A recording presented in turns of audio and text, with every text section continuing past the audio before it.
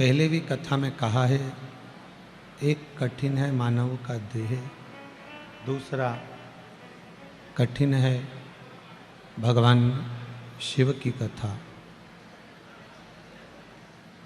यदि मानव का शरीर मिल भी गया, मान लो मनुष्य का शरीर अगर प्राप्त भी हो गया, रिटर्न नहीं आ रहा सही। अगर मानव का देह प्राप्त हो भी गया तो फिर भगवान की अविरल भक्ति हम कैसे प्राप्त करेंगे?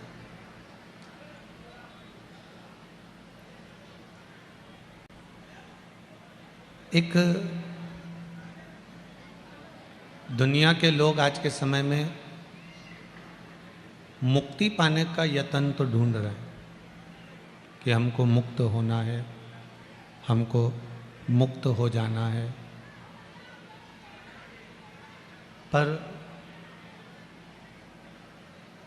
मुक्ति के साथ में अगर कुछ क्रम है तो वो है मोक्ष। संसार सागर से मुक्त होना तो सरल है कि आप आए हो तो मुक्त तो होना ही है। थोड़ा भी अगर हमने भजन कर लिया, थोड़ा भी स्मरण कर लिया, थोड़ा कीर्तन कर लिया, थोड़ा मंत्र जाप कर लिया तो मुक्त तो हम हो जाएंगे।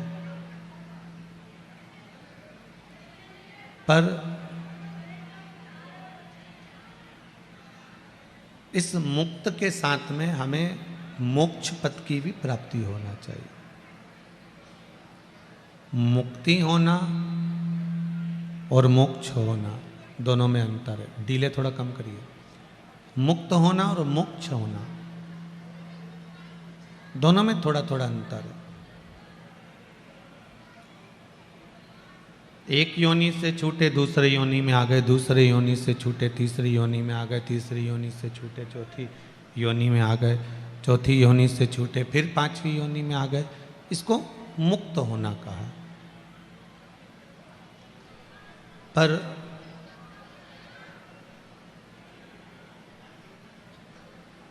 हम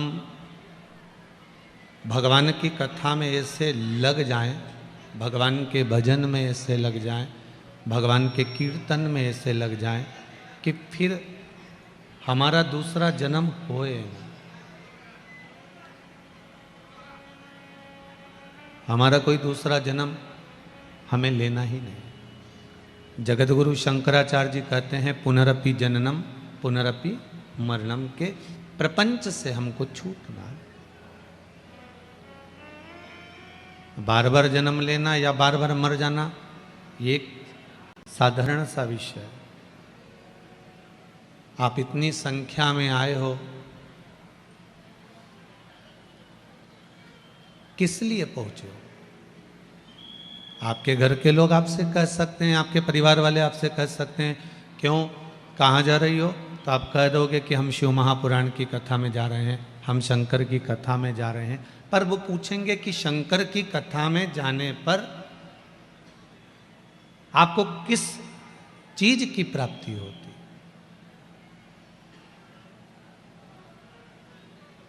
क्या मिल सकता है आपको? क्या प्राप्त हो सकता है आपको? आपको जवाब देना पड़ेगा। आज की नवयुवक टीम आपसे बहुत पूछेगी महाराज। आज के बच्चे प्रश्न बहुत करते हैं और प्रत्येक प्रश्न का उत्तर आपको देना पड़ेगा। प्रत्येक प्रश्न का उत्तर आपको देना है कि माँ, पिता, ये बताओ कि भगवान के मंदिर में जाने पर, भगवान की कथा में जाने पर, भगवान की शरणागति में जाने पर क्या मिला है हमको? आपके बच्चों को आपको ज्ञान उपदेश देकर समझाना पड़ेगा कि भगवान के मंदिर में जाने पर, भगवान की कथा में जाने पर, तीर्थ में जाने पर, भगवान की शरणागति में जाने पर हमें भगवान के चरणारविंद का सुख, शांति और मेरे परमात्मा का विश्वास प्राप्त हुआ है। कुछ मिला तो वो विश्वास नहीं।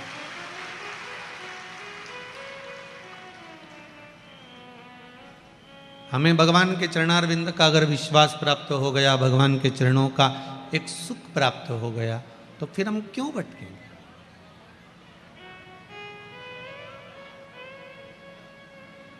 एक इतना बड़ा कटोरा भर के आपको घी दे दिया जाए, एक कटोरा भरकर आपको घी दिया जाए और आपसे कहा जाए कि एक कटोरा जो आपको घी दिया है, इस एक कटोरे घी को आप पी लो, कोई पिएगा? अरे बोलो तो जम के, पियोगे? नहीं। और जितने ये धूप में बैठे हैं, आप पी लोगे एक कटोरा घी? नहीं पियोगे ना? नहीं। अब वो एक कटोरा घी हम पी नहीं सकते, पर उस एक कटोरा घी को रवे में, आटे में डालकर सेक कर हलवा बना दिया जाए, सीरा बना दिया जाए, तो फिर खाओगे कि नहीं खाओगे? खाओगे ना? फिर तो अच्छे से खा सकते हो। घी ऐसे पी नहीं सकते, पर उस घी को आटे में, रवे में, बेसन में मिलाकर लड्डू, हलवा, सीरा बनाओगे और उसको अपन खा सकते हैं। फिर तो एक कटोरा घी भी नहीं मालूम पड़ेगा साहब। जोरदार जोरदार तरीके से फिर जब खाना चालू करा ना, तो फिर वो घी मालूम नहीं पड़ने वाला।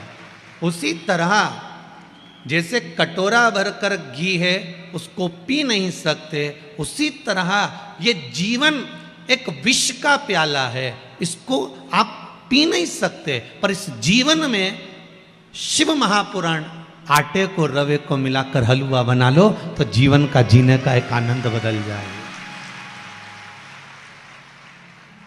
थोड़ा आटा मिलाना पड़ेगा इस शिव महापुराण का, थोड़ा बेसन मिलाना पड़ेगा शिव महापुराण का, थोड़ा सा रवा शिव महापुराण का मिलाओगे आटे में और तपस्या के गैस पर, तप के चूल्हे पर इसको तपाओगे और थोड़ी थोड़ी भजन की इलायची पीस कर इसमें डाल दोगे, तो ये पक्का है कि स्वाद तो ऐसा जोरदार आएगा कि जिंदगी भर नहीं भूल पाओगे। बस प्रत्येक मनुष्य के जीवन में वो घी का कटोरा भरा हुआ है, पर कोई पी नहीं सकता। दुख है, प्रत्येक मनुष्य के जीवन में ऐसा कोई मानव संसार में पैदा नहीं हुआ जिसको दुख नहीं है।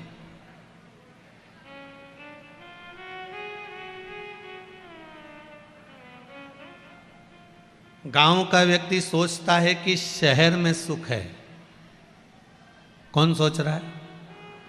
जरा झमझम के बोलो जरा। वो गांव का व्यक्ति सोचता है शहर में सुख है, शहर का व्यक्ति सोचता है विदेश में सुख है, विदेश का व्यक्ति सोचता है ग्रहों पर सुख है, ग्रहों पर रहने वाले सोचते हैं कि भगवान के घर में सुख है। एक एक ग्रह पर जाकर देख लिया, कहीं मंगल पर, कहीं बुध पर, कहीं बृहस्पति पर, कहीं चंद्र पर, जहां मर्जी पड़ी वहां जाकर उन्होंने निवास कर कर देखा, पर सुख अभी तक नहीं मिल पाया। अभी भी कई लोग जाने की तैयारी में है, कहीं ना कहीं का ग्रह पे जाना है, सुख ढूंढ कर आना। अब सुख क्यों नहीं मिल रहा?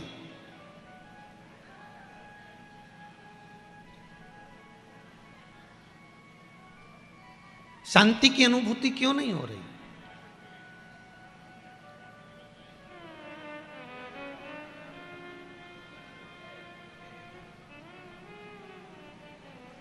आप हृदय में शांति ढूंढोगे ना तो जीवन का एक आनंद प्राप्त हो जाएगा। हम आत्म शांति की बात कर रहे हैं, नहीं तो तुम बगल वाली शांति की बात कर लो। होता है कभी कभी एक टीचर बहुत तेज चिल्ला के बोले, सारे बच्चे चुप हो जाओ, और एकदम चुप होकर शांति के साथ बैठो। इतने में एक बच्चा खड़ा हुआ, खड़ा होकर बोला, सर आज शांति नहीं आई, बबली के साथ बैठ जाऊं? अब शांति को ढूंढने का प्रयास करो। हम वो शांति की बात नहीं कर रहे, हम कर रहे हैं इस आत्म शांति की बात है। इस आत्मा की जो शांति है, हृदय की जो शांति है, उसका जो सुख है, वो सुख कहीं नहीं मिल सकता, उसको पाना है हमको।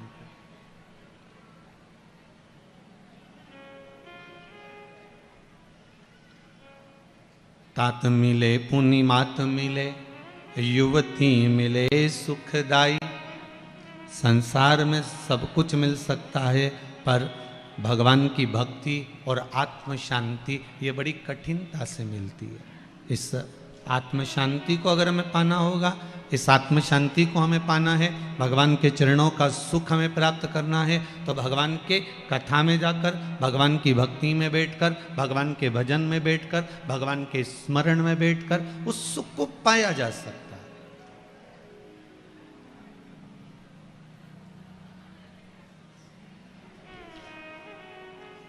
सुख का अनुभव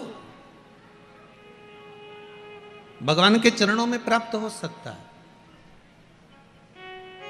और वो सुख ढूंढना पड़ेगा हमें भगवान के चरणों में जाकर।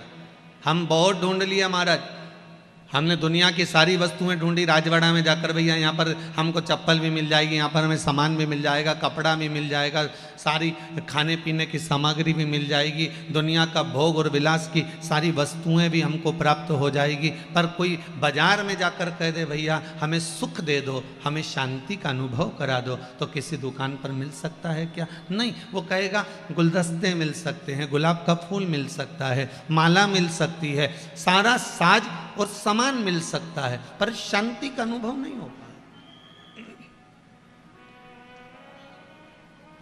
वो आत्म शांति नहीं मिल पाएगी।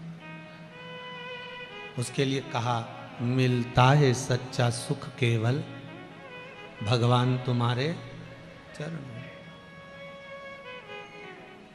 सुख का अनुभव।